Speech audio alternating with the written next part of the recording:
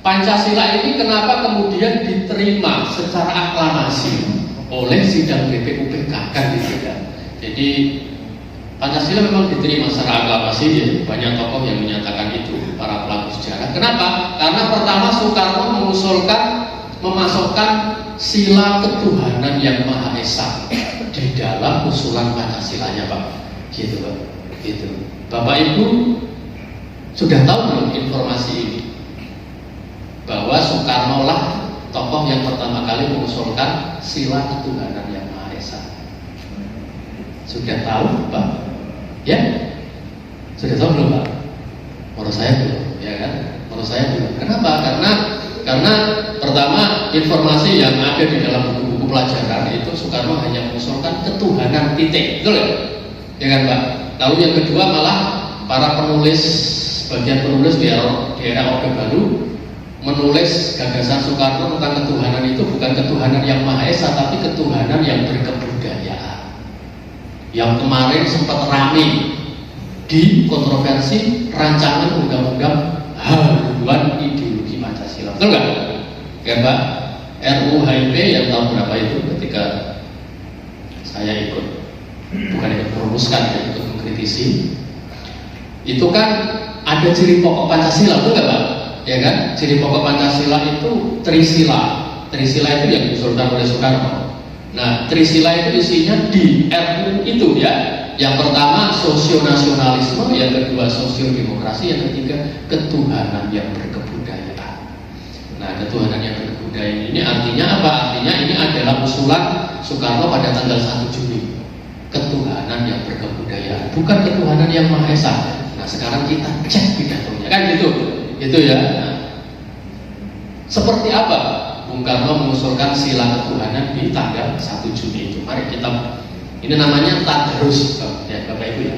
Kita melakukan tadarus pidato Soekarno pada tanggal 1 Juni dalam konteks penjelasan beliau tentang sila ketuhanan. Nah, Soekarno menyatakan prinsip yang kelima hendaknya, ya prinsip kelima dari dasar negara Pancasila hendaknya menyusun Indonesia merdeka dengan bertakwa kepada Tuhan yang Maha Esa.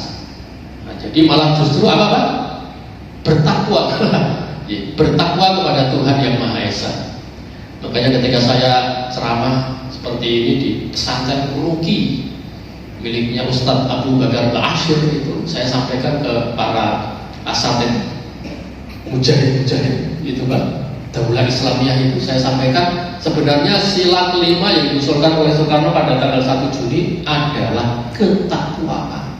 Itu. Karena takwa ini bertakwa ini kata pertama yang beliau sampaikan ketika menjelaskan sila ketuhanan. Bertakwa ini artinya takwa ini jangan dilihat bahasa Arabnya, ya Bapak Ibu ya. Takwa ini artinya apa, Mas? Bahasa Arabnya itu, Mas, menjauhi larangan Tuhan dan melaksanakan perintah Tuhan, itulah takwa, Pak. Jadi takwa itu sama dengan beriman, gitu lah. Jadi itu. Jadi ini adalah kalimat yang pertama, menyusun Indonesia merdeka dengan bertakwa kepada Tuhan yang Maha Esa. Maksudnya kalau dunia Muslim, ya siapa lagi kalau bukan Allah Subhanahu wa Ta'ala. Jadi Tuhan yang di dalam usulan Soekarno ini bukan Tuhan yang macam-macam, bukan Tuhan yang berbudaya yang merupakan sinkretisme antara agama dan budaya. Tuhan yang menurut tradisi agama, gitu ya.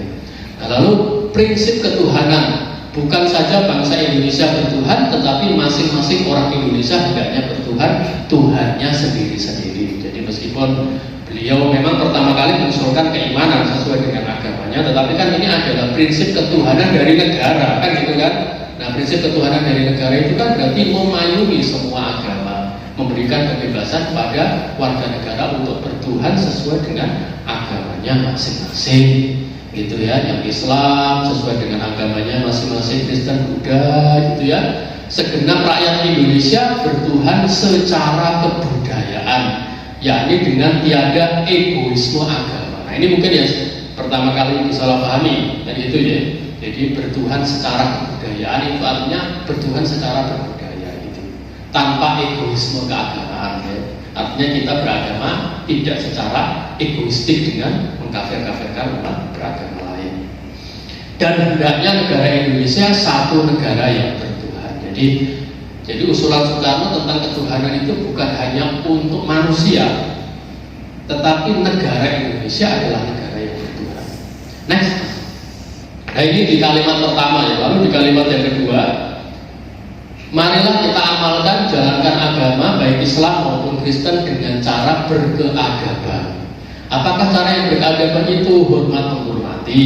Marilah kita di dalam Indonesia Merdeka menyatakan bahwa prinsip kelima daripada negara kita ialah ketuhanan yang berkebudayaan. Nah ini yang lalu kemudian membuat kita salah paham. Oh ternyata Soekarno itu mengusulkan ketuhanan yang berkebudayaan. Mana teksnya? Nah, ini mas, ketuhanan yang berkebudayaan. Nah iya ini kan kalimat kedua. Nah kalimat pertamanya apa tadi beliau menyampaikan? Bertakwa kepada Tuhan yang Maha Esa.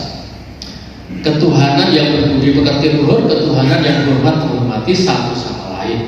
Lalu Soekarno menegaskan gitu ya penjelasannya dengan penegasan ini. Hatiku akan berpesta raya jikalau saudara-saudara menyetujui bahwa negara Indonesia merdeka berasaskan ketuhanan yang Maha Esa. Tepuk tangan dong buat Bung Karno dong.